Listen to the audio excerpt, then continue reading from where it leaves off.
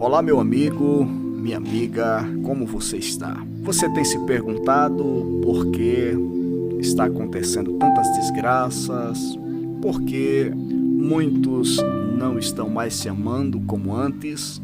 E você talvez esteja perplexo com todas essas questões e até mesmo com o pecado e a iniquidade cometida pelos seres humanos de uma forma descontrolada, onde as pessoas procuram mais alimentar aquilo que está no seu coração do que viver uma vida íntegra e digna diante de Deus. Aqui é o pastor Jairo e eu estou de volta para trazer mais uma reflexão sobre sinais que antecedem a vinda de Jesus. Na reflexão anterior, nós meditamos em um versículo bíblico, em Mateus capítulo 24, versículo 12, onde Jesus falara aos seus discípulos de sinais que antecediam a sua vinda para buscar o seu povo, para buscar a sua igreja. E Jesus destacou no versículo 12, por se multiplicar a iniquidade, o amor da maioria das pessoas iria esfriar. Prestemos atenção que o esfriamento do amor não era algo comum, ou não é algo comum. O amor não esfriaria simplesmente por causa dos problemas, das dificuldades, por causa das lutas a ser enfrentadas. O amor esfriaria, segundo o nosso Mestre Jesus, por causa da multiplicação da iniquidade. E é sobre este sinal que eu quero refletir com você. Talvez você já tenha se perguntado o que é iniquidade e o que é pecado. Qual a diferença entre pecado e iniquidade?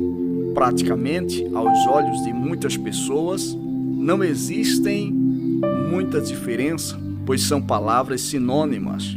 E para a gente entender melhor a diferença entre pecado e iniquidade, nós precisamos nos aprofundar neste assunto através de uma pesquisa e através também daquilo que a Bíblia ensina sobre pecado e sobre iniquidade. O profeta Isaías, no capítulo 59, versículo 1 e 2, nos diz: Eis que a mão do Senhor não está encolhida para que não possa salvar, nem os seus ouvidos agravados ou fechados para não poder ouvir, mas as vossas iniquidades encobre o seu rosto de vós para que vos não ouça, e os vossos pecados fazem separação entre vós e o vosso Deus.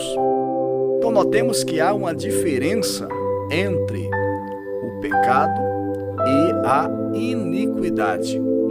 E dentro desse contexto bíblico, nós podemos observar que mesmo havendo uma semelhança entre o pecado e a iniquidade, nós entendemos que ambos apontam para erros que a Bíblia aponta como erros contrários à vontade de Deus. São palavras, são atitudes, são comportamentos que se referem àquilo que Deus determinou como sendo algo contrário à sua vontade e que o ser humano pratica, que o ser humano faz. Nesse sentido, o pecado e a iniquidade são algo que ferem a santidade de Deus, que ferem o caráter de Deus.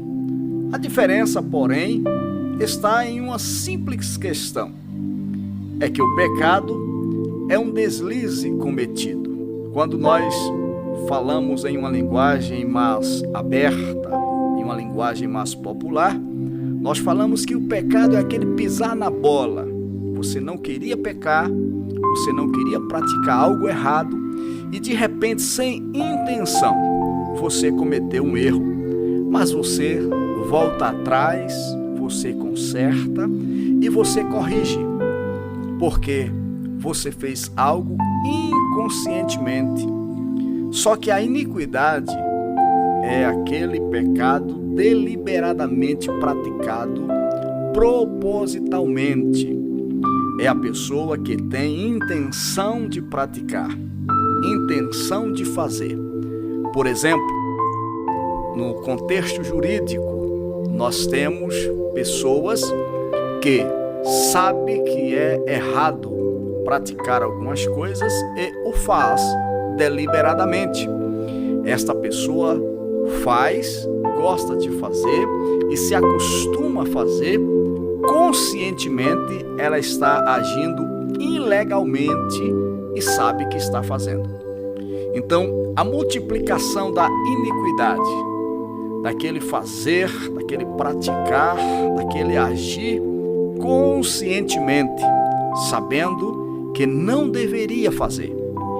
Mesmo assim, fazemos, se torna iniquidade. É aquilo que a Bíblia chama de mente, de consciência cauterizada. As pessoas se acostumam a fazer algo, mesmo sabendo que aquilo fere a santidade de Deus, que aquilo pode ferir ao seu próximo, que aquilo vai de encontro aos princípios sagrados. Ela faz deliberadamente. Isto é iniquidade. E estas iniquidades praticadas, elas vão envolvendo o ser humano de modo que vai se tornar natural para esta pessoa a prática de coisas erradas. Então, hoje, para muitas pessoas, no mundo em que nós estamos vivendo, o mundo dos evangélicos, o mundo dos profissionais da música, o mundo dos profissionais da pregação, o mundo daqueles que já não faz mais diferença entre o santo e o profano, daqueles que não tem mais peso na consciência em tratar o nome de Deus, as coisas de Deus e a santidade de Deus como algo sério e leva tudo como se fosse algo comum. Então, neste mundo em que nós estamos vivendo, as iniquidades têm envolvido a mente e o coração das pessoas.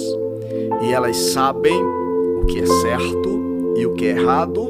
No entanto, elas procuram fazer aquilo que agradam o seu coração, que amassageiam o seu ego e que as levam deliberadamente à realização dos seus desejos.